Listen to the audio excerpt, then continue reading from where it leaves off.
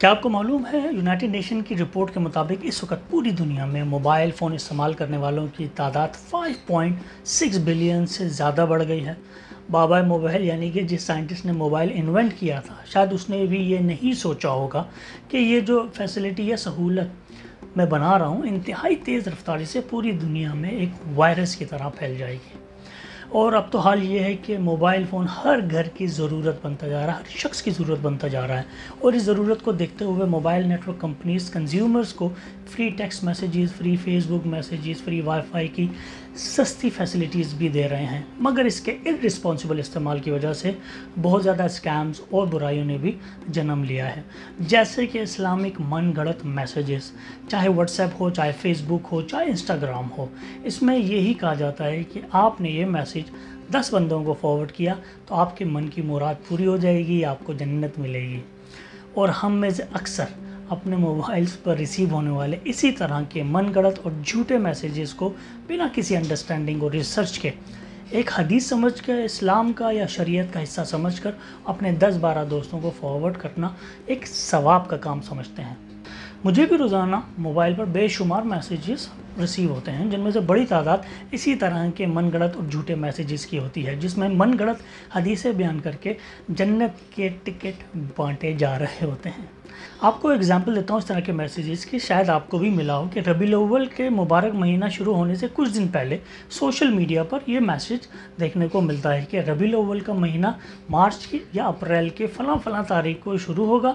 اور ٹھیک اس میسیج کے نیچے لائن میں لکھا ہوتا ہے کہ نبی کریم صلی اللہ علیہ وسلم کا ارشاد ہے کہ جس کسی نے سب سے پہلے ربیع الاول کے مہینے کی اطلاع دی اس پر دوزخ یعنی کہ ہیل فائر حرام ہو جاتی ہے اور اسے جنت میں جگہ مل جاتی ہے۔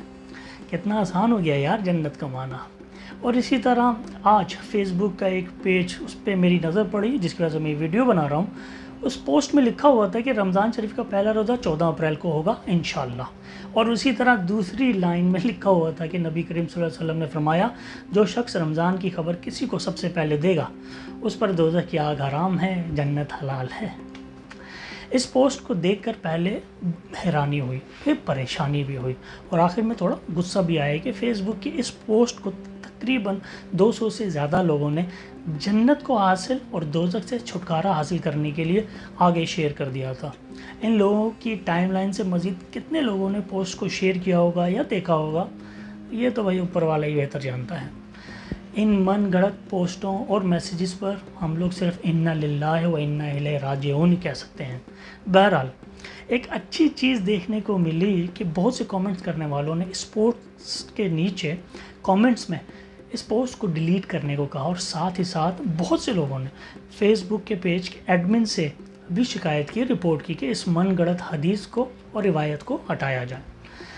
آپ کو میں ایک اور واقعہ سناتا ہوں، میرے پاس بہت سارے واقعات ہیں۔ پچھلے سال اپنے علاقے سے دور کی مسجد میں نماز پڑھنے کا موقع ملا، جس میں اردو زبان میں ایک خطبہ ہو رہا تھا، تو مولوی صاحب نے بالکل اسی طرح من گھڑت حدیث بتائی کہ ربیع الاول کے مہینہ شروع ہونے والا ہے، اور اپنی تقریر کے دوران مولوی صاحب نے ان فیبریکیٹڈ حدیثوں کو اور من گھڑت روایتوں کو بھی بتایا،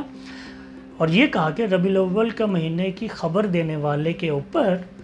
دوزخ حرام ہو جاتی ہے اور جنت حلال۔ میں نے اسی وقت اٹھ کر مولوی صاحب کو ٹوکنے یا سوال پوچھنے کا ارادہ کیا،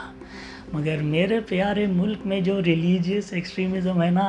اس کے خوف کی وجہ سے جرئت نہیں کر سکا کہ کہیں میرے سوال پوچھنے یا مولوی صاحب سے صحیح حدیث کا ریفرنس پوچھ لینے پر اگر کسی منچلے نے اس بات کا برا مان لیا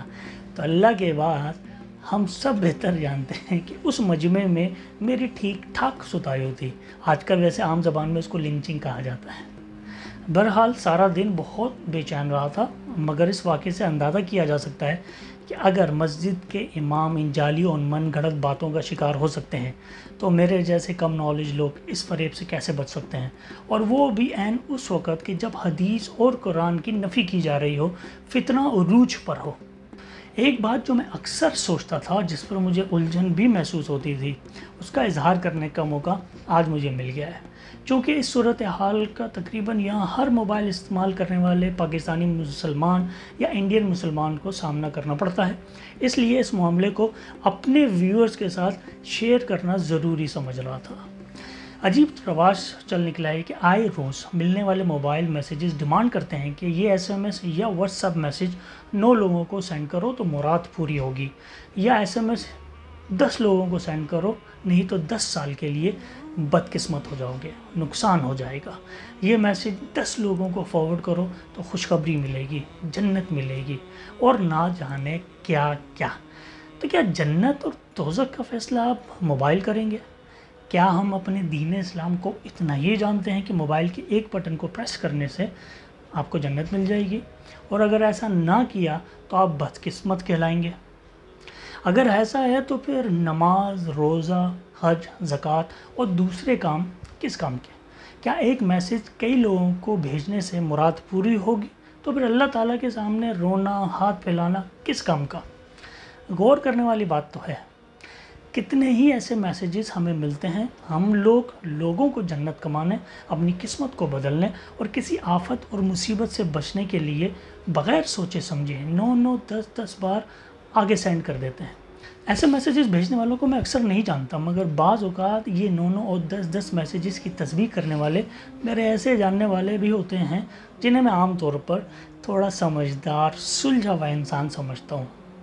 मगर मैं हैरान होता हूँ कि सब कुछ जानते हुए बिला किसी खौफ के हम सूद यानी इंटरेस्ट जैसे बड़े गुनाह को छोड़ने के लिए तैयार नहीं हैं, और ना ही इस पर गौर करते हैं, बात करते हैं, मगर ये उम्मीद लगाए बैठे हैं कि किसी मोबाइल मैसेज का 9-9, 10-10 बार किसी को भी फॉरवर्ड करना हमारी जन्नत या दोज़ख का फ़ैसला करेगा।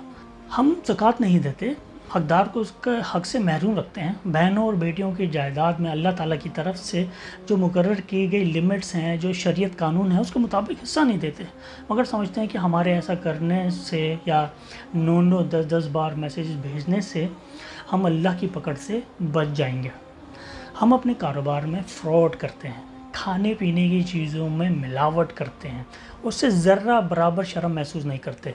हम तो पैसा कमाने के चक्कर में बीमार की तकलीफ़ को दूर करने के लिए जो दवाएं बनाई जाती हैं वो भी जाली बनाते हैं,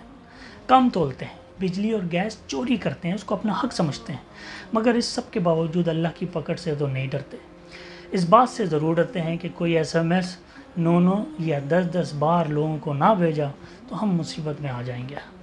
हम बड़े बड़े घरों में रहते हैं, मगर हमारी गलियों मोहल्लों में हमारी ही हिफाजत के लिए गरीब सिक्योरिटी गार्ड को 2 वक्त का खाना नहीं खिला सकते। हम अपने लिए मुसीबत और एक किस्म का बोझ समझते हैं। अल्लाह ताला और पैगम्बर इस्लाम हज़रत मोहम्मद सल्लल्लाहु अलैहि वसल्लम ने तो हमें अपने हमसाय यानी कि नेबर में भूखे और गरीब का ख्याल रखने का हुक्म दिया है, मगर उनकी इस हुक्म उदूलू के बावजूद हम इन मनगढ़ंत मैसेजेस के ज़रिए अपने गुनाहों को धोना चाहते हैं। हम पर नमाज फ़र्ज़ की गई है जिसकी कोई माफ़ी नहीं है, मगर हम इसको अपने और अल्लाह के दरमियान का मामला कह के टाल देते हैं। हम हर वो काम करते हैं जो इस्लाम के क्लियर ऑर्डर्स और टीचिंग्स के कंप्लीट ख़िलाफ़ होता है, और उस पर ना हम शर्मिंदा होते हैं और ना ही खौफज़दा होते हैं। हम रंग, नस्ल, सेक्ट और पॉलिटिकल थिंकिंग की डिसएग्रीमेंट की बेस पर एक दूसरे का बेदर्दी से खून बहाते हैं, गला तक काट देते हैं, और फिर भी उस पर फ़ख्र करते हैं। हम अपनी ज़ाती ज़िंदगियों में और कलेक्टिवली अपने फ़ैसलों से, अपनी हरकतों से अल्लाह को और अल्लाह के बंदों को नाराज़ करते हैं, मगर इस सब के बावजूद ये उम्मीद लगा बैठे हैं कि मोबाइल मैसेज या फेसबुक पोस्ट जो होती है हमारी ज़िंदगी के साथ साथ हमारी आखिरत को भी संवार देगी। काश हम सोचें और फ़िक्र करें। अल्लाह करीब हम सब मुसलमानों को हिदायत नसीब फरमाए, हक सच का साथ देने और अपनी अकल को इस्तेमाल करने की तौफीक अता फरमाए, और हमको झूठ बोलने, झूठ फैलाने और झूठों के साथ और उनका साथी बनने से महफूज फरमाए। और अगर किसी मुसलमान भाई को इस वीडियो में किसी भी किस्म का एतराज़ या गलती नज़र आए तो बराए करम माफ़ करते हुए मेरी करेक्शन ज़रूर कीजिएगा। अस्सलामु अलैकुम and good bye. If you have not already subscribed to my channel, then please subscribe now, and don't forget to press the bell button for the notifications of my latest videos.